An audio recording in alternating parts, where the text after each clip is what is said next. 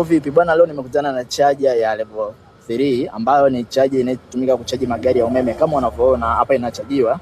Hii gari inachajiwa na hii charger hapa. Hii charger kwa nini inaitwa level 3? Kuna aina 3 za charger. Kuna level 1, level 2 na level 3. Na hii maana yake ni kwamba umeme unatoka direct kwenye grid unaingia moja kwa moja kwenye betri la gari, tofauti na zile charger zingine za level 1 na level 2 ambazo zinahitaji conversion ili kuingiza umeme ndani ya betri. Lakini charger hii inachaji kwa mfumo wa direct, ina maana ni DC, na inachaji kuanzia lisali moja mpaka dakika 45 gari inakuwa limejaa, na hapo inategemea capacity ya betri lako la gari. Bwana, hii ndo huduma ambayo watu wanaitegemea kuiona before kununua magari ya umeme, na Tanzania ndo kwanza tunaanza, na hii ni moja ya charger kubwa ambayo imefungwa hapa Wizara ya Nishati, TANESCO.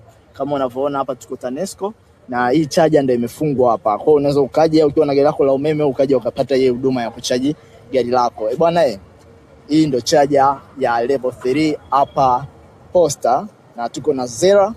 Hawa ndio watoa huduma ya kuchaji hizi gari za umeme.